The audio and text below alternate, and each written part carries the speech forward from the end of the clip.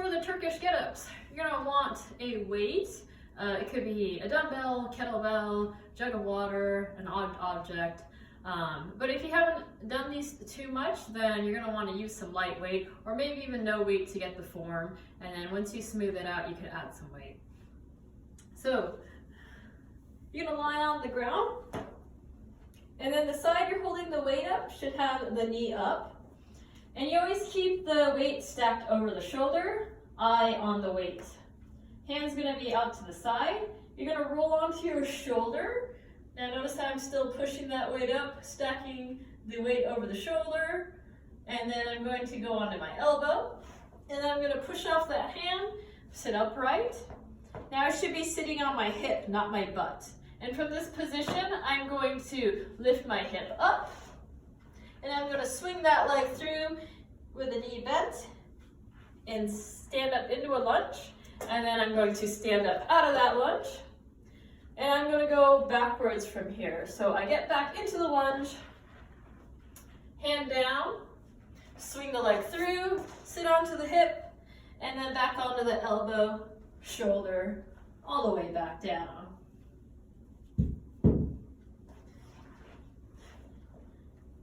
Just like I said, you want to be sitting on your hip. I notice a lot of people want to sit straight up. They're on their butt, and they have a hard time lifting up from here and trying to get the leg through. I'm not going to be able to get my leg through if I'm up, if I'm square. All right, so you want to go onto your hip, go onto your side, be sideways, and then from here, easily I could swing the leg through. And then I'm in a lunge position. Same thing, as I go down, I don't want to sit onto my butt. When I come down, I'm going to bring my hand down to the ground, I'm going to swing my leg through, sit onto my side, my hip, and then I'm going to come down.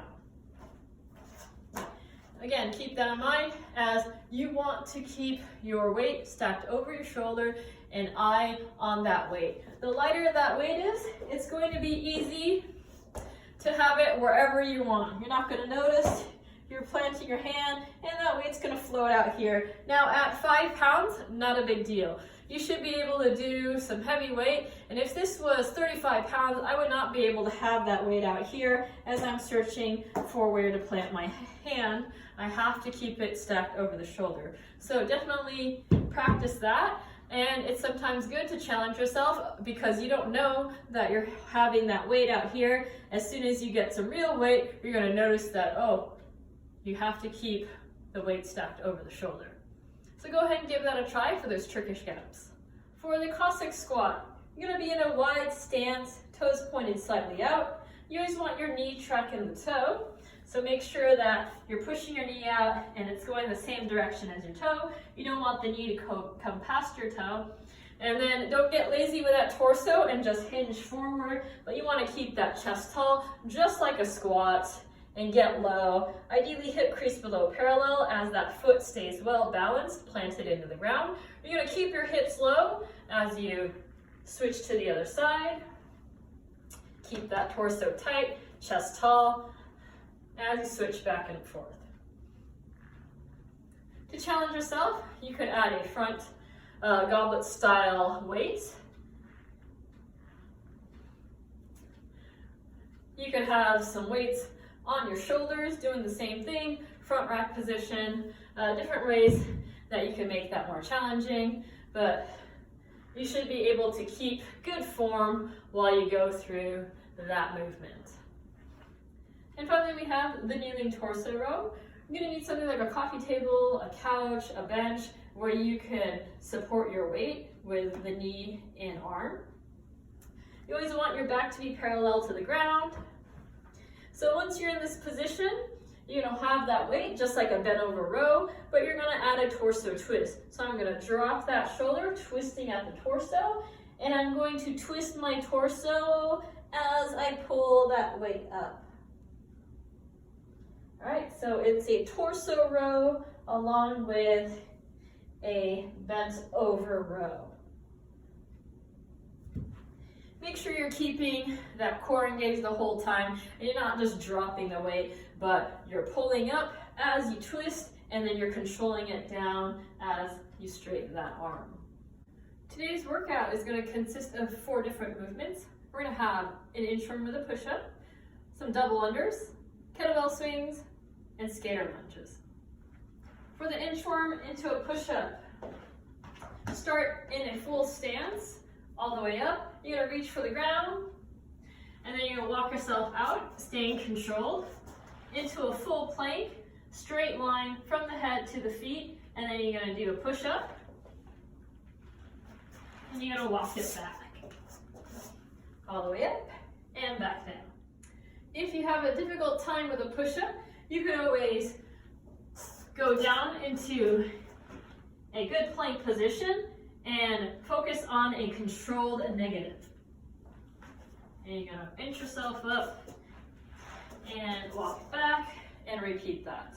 For the double unders, we're looking for about 20 to 30 seconds of work, and you want to stay consistent, staying relaxed. So this isn't about trying to do 20 in a row and jumping all over the place, tensing up. This is about trying to stay relaxed and keeping a good rhythm and making that consistent in your double unders. So you want to keep those feet pretty close together, and then your hands should be slightly out front, and you want your shoulders to stay relaxed.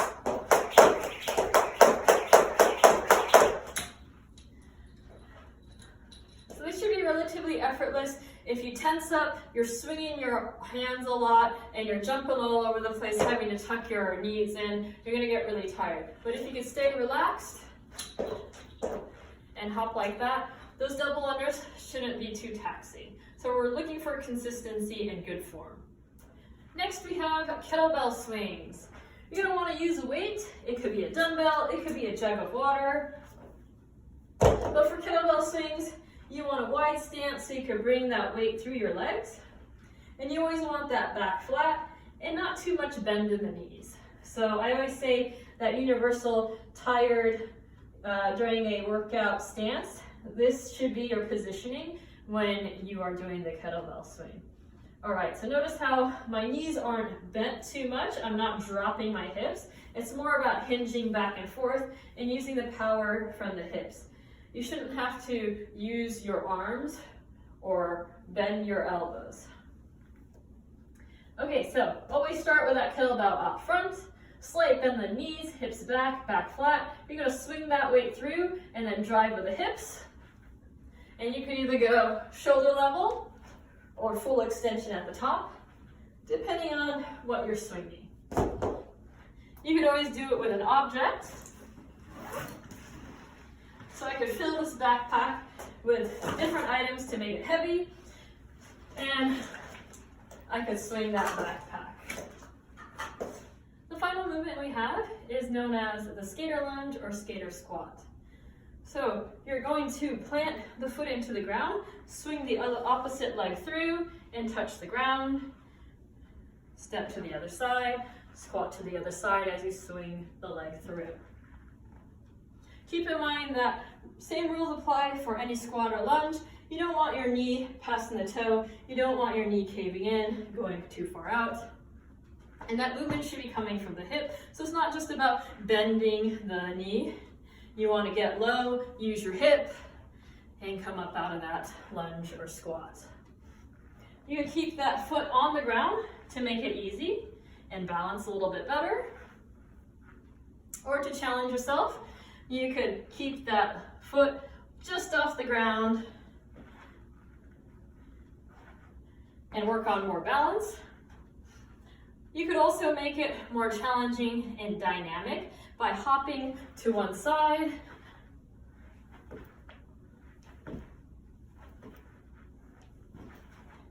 and not only making that explosive, but also making that more cardio.